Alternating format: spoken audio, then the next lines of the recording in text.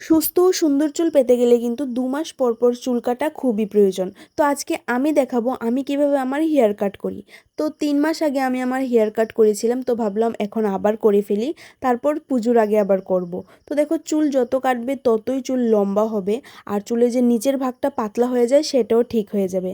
তো আমি কিভাবে কাটি, আমি প্রথমে ৩ থেকে ৪টে গার্ডার বেঁধে ফেলি। তারপর আমার যতটুকু চুল কাটা প্রয়োজন ততটুকু আমি কেটে ফেলি, কারণ সামনের দিকে যেহেতু চুলগুলি থাকে দেখতেও সুবিধা হয়, কাটতেও সুবিধা হয়। আর পার্লারে গেলে কিন্তু অনেকটা চুল ছোট করে ফেলে, তার জন্য আমি ঘরেই কেটে ফেলি।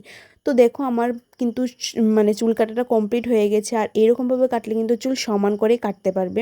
তো তারপর আমার ইচ্ছে হলো যে আমি একটু সামনের চুলগুলি ছোট করি, কারণ অনেক দিন ধরে আমার সামনের চুলগুলি অনেক লম্বা হয়ে গেছিলো, আর লম্বা হলে একটু স্টাইল করা যায় না, তার জন্য ভাবলাম যে একটু সামনের চুলগুলি কেটে ফেলি।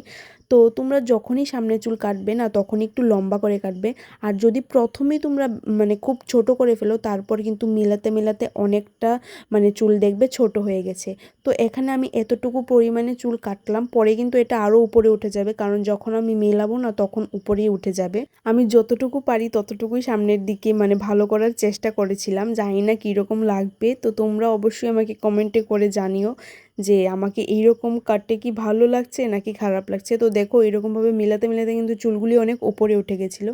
তো এটাও আমার ফাইনাল রেজাল্ট। তোমরা বলো কীরকম লাগলো, আর ঘরে বসে তোমরাও তোমাদের চুল কাটতে পারবে সুন্দরভাবে। আর চুল কাটলে কিন্তু স্প্লিটেন্সও দূর হয়ে যায়। তো ভিডিওটা কেমন লাগলো অবশ্যই বলবে। টাটা।